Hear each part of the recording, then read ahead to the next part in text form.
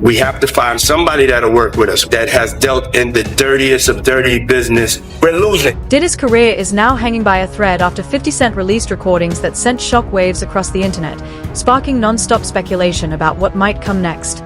As the reactions poured in, attention quickly shifted to 50 Cent himself and what he was preparing to reveal. During discussions around his upcoming Netflix docu, Sean Combs' The Reckoning, he made it clear that what the public has seen so far may only scratch the surface. According to 50, more material is still being held back and additional releases could soon change the conversation even further.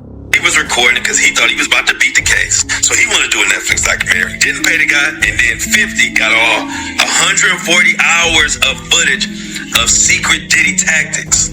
Well, there's a guy named Neil who was mentioned in the court, works right up under Diddy, was organizing everything.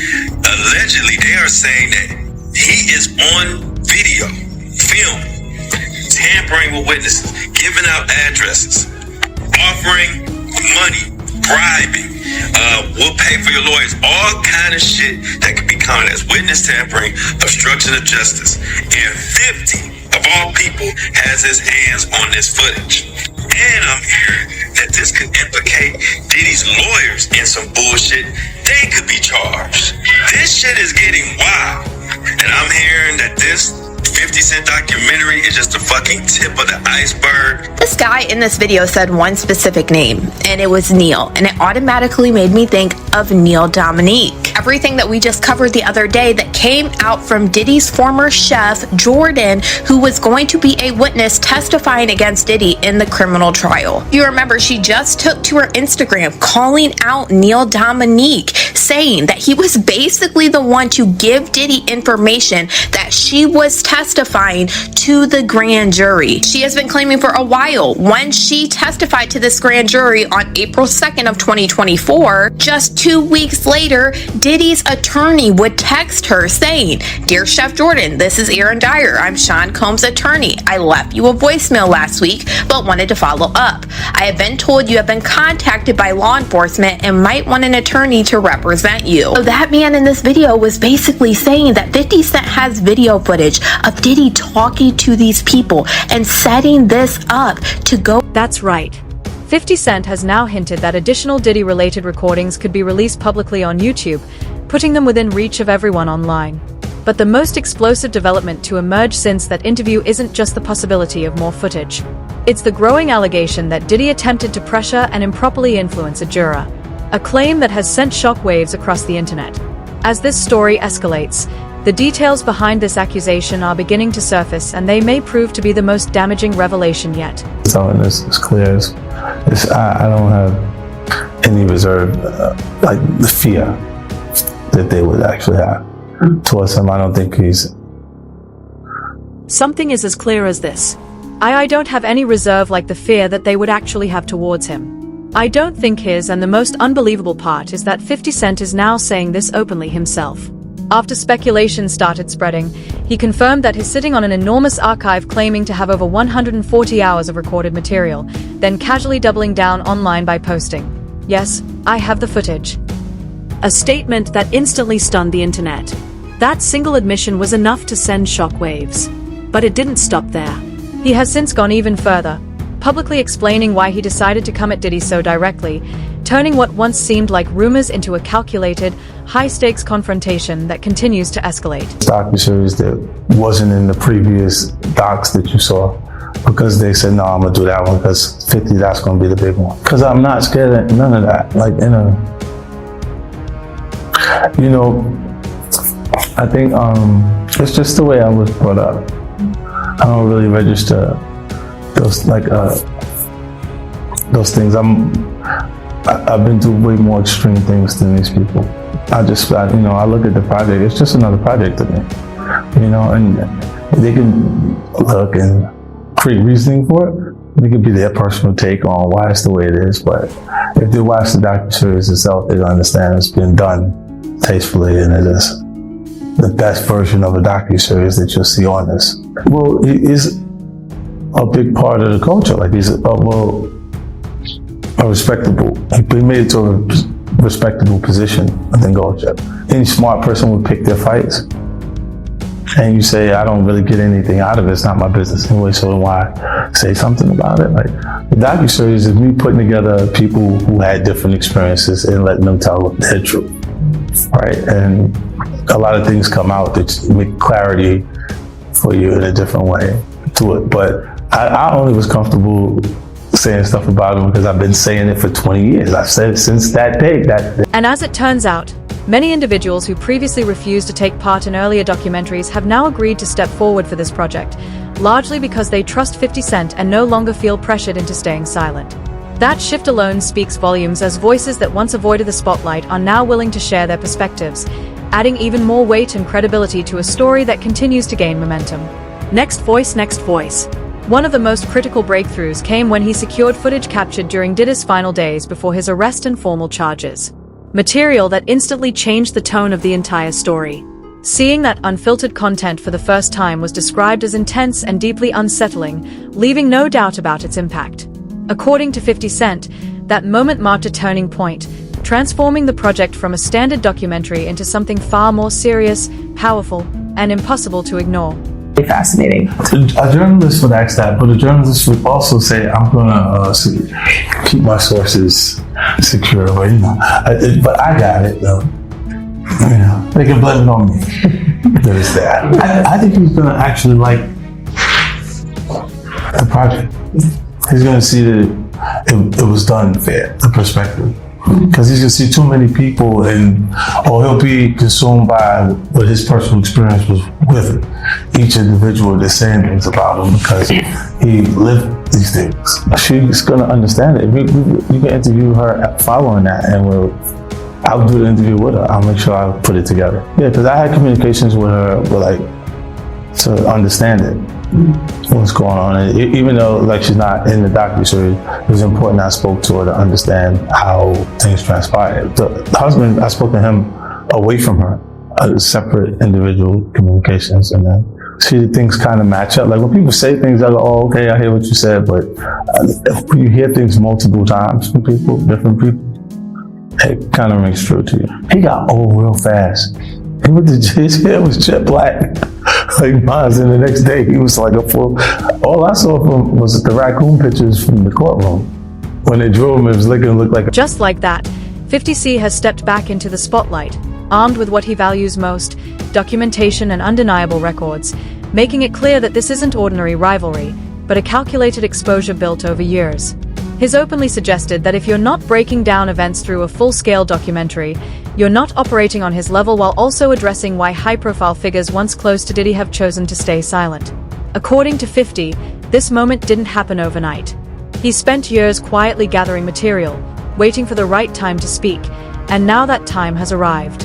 With Diddy facing serious legal pressure and limited ability to control the narrative, efforts from his legal team to challenge or discredit the project have reportedly failed to slow its momentum. However, some critics have pointed out that the documentary avoided addressing a controversial incident involving a former associate, Anthony Wolf Jones, a subject that Gene Deal recently revisited while questioning why certain events were left out. Deal disputed long-standing rumors surrounding past industry conflicts, insisting that key details have been widely misunderstood and that Wolf had repeatedly raised concerns about safety and protection before critical moments. Altogether, these revelations add another layer to a documentary that continues to grow louder, heavier, and harder to ignore. Kirk Burrows called me up. He's like, "Yo, Gene, you and Wolf, I got y'all tickets to LA." I said, "All right, cool." So I go down there and I pick up the tickets to LA. I got Wolf ticket. So I'm calling Wolf up. I say, "Yo, Wolf, I got your ticket to go to LA." Wolf said, "I ain't going." I said, "What you mean you ain't going?" He said, "Yo, Gene, I ain't gonna tell you how I'm making I ain't gonna tell you how to make your money, but I'm gonna let you know this. I told Puff them if they wasn't gonna take 2 tour buses of my niggas out there with us, I'm not going." Wolf is the head of all the functions that has to do with Puff dealing with security. I have my own contract with Puff, yeah.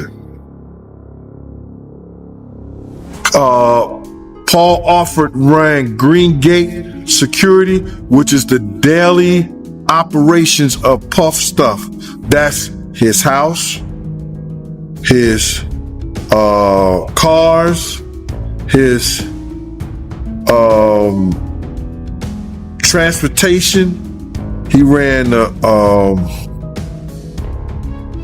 office, the bad boy office, the clothing, all that shit. He ran the daily operation with his security. Wolf is over whatever's happening with Puff. You understand? Wolf tells Puff them and tell Kirksborough them, no, if y'all not going out there right, nobody should go out there. Tragically, Wolf lost his life while carrying out his duties protecting Puff and managing critical security responsibilities. A reality that Gene Deal says cannot be ignored. He stressed that this chapter of the story, along with Wolf's broader connections and influence, was entirely omitted from the documentary, leaving out context that could significantly change how events are understood. According to Gene, excluding these details weakens the full picture because Wolf wasn't just another name in the background. He was a key figure whose role and fate deserves serious attention in any honest account of what truly happened. Did not and was not going anywhere that had to do with California. And it wasn't because of the Jake situation. It was that he wanted to be safe, and the only way he felt safe if he was going out there with the dudes from his clique. And that was the Valley Mob. That's the only way. Wolf ended up losing his life behind Puff and his bullshit. And people they didn't even put that in the documentary. Wolf ended up losing his life behind Puff and his bullshit. And that bullshit was with BMF. That's a big segment in my book that I wrote that whole shit. I wrote a whole big situation in my book regarding that, Mighty. And I know you're doing this. I want to say that right there because I was there the night that Meech had promised Puff. You know what I'm saying? He ain't have to worry about Suge Knight. He ain't have to worry about nobody from this point on. And telling Puff some shit like that made him think that he could talk to Wolf any kind of way. Because if anybody knew, BMF was powerful back then. They had dudes from everywhere. And Meech telling him he ain't have to worry about nobody no more, it made Puff think that he could tell Wolf that he didn't need Wolf no more. And one thing led to the next. Gene's argument is straightforward. Wolf's death wasn't a random accident or a footnote. It was deeply connected to the power dynamics of the industry and the decisions made at the top, and it deserved far more attention than it received. At the same time, Diddy and his family are reportedly considering an enormous defamation lawsuit rumored to reach a staggering $1 billion as a direct response to the documentary. But as 50 Cent pointed out, pursuing that route would require proving that the documentary's claims are false, a move that could open the door to even greater scrutiny and complications. Financial pressure is also mounting because prolonged legal battles, appeals, and constant legal representation can drain resources quickly, even for someone with significant wealth, especially without fresh income coming in. And perhaps most damaging of all, Diddy is now facing backlash over claims that he secretly recorded private conversations with his own attorney, Mark Agnello. A move seen as a serious breach of trust that undermines the very foundation of confidentiality lawyers depend on to defend their clients effectively. Garagos, who is my co-host on Two Angry Men, he's represented Diddy for years, and his daughter is part of the Agnello defense team, and he was involved in all of this. So in this past weekend's podcast, I pushed him to find out how Agnello really feels here, and Mark kind of skirted it some, but I think you get the sense. Diddy knew that Mark was being recorded, but Diddy didn't tell Mark. Does Mark feel betrayed by Diddy? I've not talked to Mark about it. What do you think? What do you think? I will tell you, I'll just tell you, if it was me, I would be more than a little upset. I was more than a little upset when the client didn't know and I was being recorded. I mean, there was a while there where I was meeting clients under bridges, freeway bridges, because I was PTSD over it. So I think as a lawyer, it is one of the most inviolate oaths that you take to protect the client confidentiality and the client privilege. So I don't know. I haven't talked to Mark, but if I were Mark, I would be out of my head. Out of my head. It's incredible. Diddy did two things here. Number one, he betrayed Mark Agnifilo, who, to your point, did so much for him. Obviously, without Mark Agnifilo, may very well be spending the rest of his life in prison. The second thing that he did is, by having a third party that's privy to the conversation, the videographer in this case standing there, there's no privilege, right? Diddy waived that entire privilege. Right. Now, it didn't end up backfiring because it seems nobody knew about it until the end of trial, and what are you going to do at this point? But it's such a callous act by Diddy to just sell out his lawyer life. The series also features audio from a 2008 proffer interview with Dwayne Keefe D. Davis, who is currently awaiting trial in connection with the 1996 killing of Tupac Shakur, adding another heavy layer to the narrative. A proffer, as explained in the documentary, is a limited legal arrangement that allows an individual to speak with investigators and share information with certain protections, though it does not guarantee full immunity. In this recorded interview, Davis offers a detailed account in which he alleges that Diddy was involved in arranging the attack in exchange for a large financial payment, a claim that has reignited intense debate and controversy. While these statements remain allegations and have not been proven in court, their inclusion dramatically raises the stakes of the series, transforming it from a cultural expose into a deeply unsettling examination of unresolved history and long-standing accusations. On the stand for 20 minutes, she will continue on Monday, but before I tell you what she testified to, I do want to give you a warning that she does talk about violence and abuse. Started off with Dawn testifying that she was working with Diddy from 2004 until 2011. She opens up about an incident she witnessed in 2009 when she went to Diddy's home in order to record.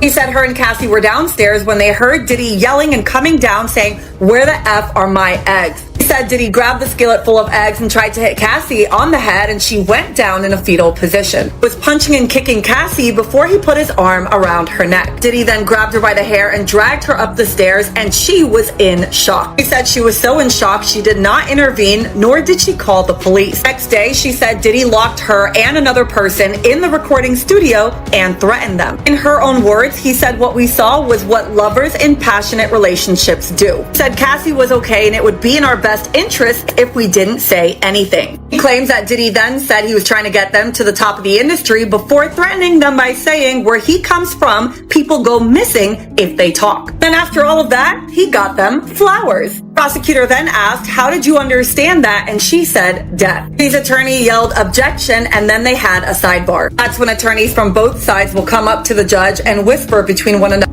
And she's saying that she witnessed a gangbang, which actually we know it as called a train. And she worked on the album, The Train to Paris. And like I heard one of the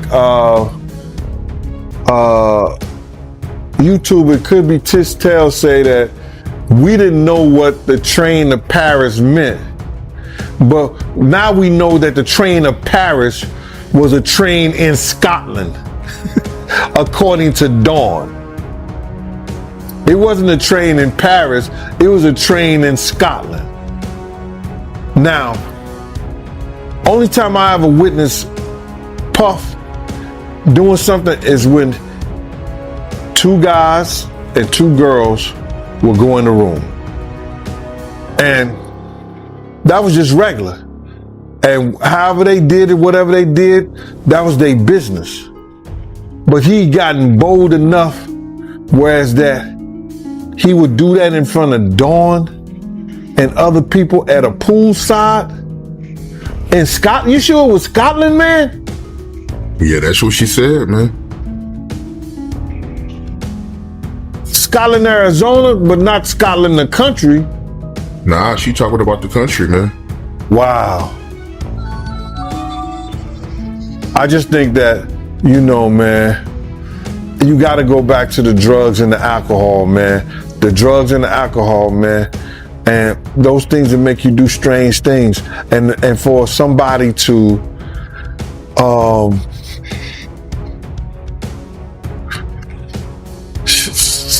just to gang banging an assistant, she might have a lawsuit now too. She might have a lawsuit too. Because you can't do that to people. Does this prove Diddy's guilt? Absolutely not. An interview or proffer on its own does not establish responsibility or confirm wrongdoing, but it can contribute to a broader understanding when examined alongside other statements and available information. When accounts come directly from someone accused of involvement, they don't serve as final proof, but they can become part of a larger puzzle that investigators, journalists, and the public continue to scrutinize as the full picture slowly comes together. That, like, in retrospect, that was probably the best thing that could have ever happened to Puffy. By Zip stealing the money, now Puffy isn't connected to that shit. Or else it would have been like a murder for hire or something, you know what I'm saying? The FBI said Zip. So the FBI told you the said he same was a thing? dirty motherfucker, yeah. So the FBI told you that Zip kept that money as well? They said Zip's a dirty motherfucker. Everybody crossed you. You're the last one to know every fucking thing. Even lawyers, your friends. The documentary also takes a deeper look into Diddy's early life, exploring his upbringing, his relationship with his mother, and key personal relationships that shaped his path, some of which are described as troubled or marked by serious misconduct allegations. Alongside this, the series offers insight into his mindset and behavior as he rose through the ranks of the music industry, painting a picture of ambition, control, and calculated decision-making.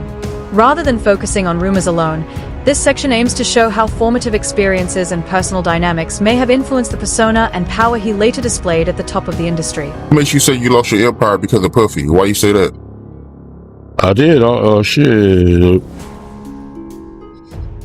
If I wouldn't have never met him, I wouldn't have never been involved in this bullshit. You know what I'm saying? If I would have never met the brother, I would have never been involved in this bullshit. Really. Because me and Suge was playing on the same Pop Warner team and everything. My homeboys helped put Suge in the game and all that shit, you know? And it really crashed two people's empire that fucking one night. You know what I'm saying? Mine's for sure. Suge's too. Yeah. Right. Damn, man. So you feel like Puffy, he's the reason for your empire and Suge empire going down because of the whole situation with Tupac? Exactly. He the only one still balling. Shit. Yeah, he made our shit go down, man. Yeah, I ain't even met him already. He won't even look out or nothing, you know? So break that down, man, for the people out there that don't know the backstory. What did Puffy do exactly to break down y'all empires? Because he pitted us against each other, it seemed like he pitted us against each other. You know, which was kind of smart because we're Crips and Suge was Bloods. Like, you know what I'm saying? He just called me and Zip was rolling up Greenleaf one night. He called and asked, you think it's safe to come out here to do our concerts? And I just said, man, give me like 50 tickets to each concert and we'll be out there with you. We'll go with you. We went to the concert in San Diego, went to the concert in Anaheim, Irvine Meadows, and the one in Las Vegas with them. Yeah. And back then they was just a startup coming up. You know what I'm saying? They didn't really have no money like that. We were balling. We was balling. It also highlights a recurring pattern in which Diddy is repeatedly linked to high-risk, legally sensitive, and emotionally volatile situations, yet consistently manages to avoid lasting consequences, raising serious questions about how and why that pattern persisted for so long. When viewed together, these revelations don't present a simple villain narrative, but rather suggest a deeply troubled individual shaped by unresolved issues, power, and unchecked influence who may have knowingly continued harmful cycles that impacted others around him. While these claims remain allegations, the overall portrait that emerges is one of complexity, controversy, and accountability long delayed, leaving many to question how much damage can be done before the system finally catches. A young man who grew up with street-funded privilege. After his father passed away, it's very clear that his mother kept on hustling and kept hanging around hustlers. Tim Dog has described the parties in the house. Pimps, hoes, hustlers, models, basketball players. You got that kind of crowd. There's got to be a drug dealer or so there. Alcohol everywhere. There was a stage built in the living room, and they were asked to perform as kids. I mean, like, this is how he grew up. It was almost if he was designed to throw the parties that we'll later hear about. From the white parties to the parties overseas, with very, very, very, very, very interesting things happening there, all the way to the freak-offs. It's like Sean Combs was in a never-ending party his whole life. Now, from a boy being draped in chinchilla to a boy running around the streets promoting parties, interning for Andre Harrell before he got a paid position. I mean, his life was like a whirlwind. It was almost like he was in too much of a rush to grow up. I mean, even the way Andre Harrell said he bullied his way into his home, coming up with some story about a fight between him and Janice and how he couldn't live with his mom anymore. And the next thing you know, he's living with Andre. Now, I'm going to be very honest with you. In my opinion, I do not believe they were just roommates. I do not believe this was just a mentor-mentee relationship. In my opinion, from rumors that I've heard, from some things that might have been lost along the way, there was a much closer relationship between Andre and Puffy.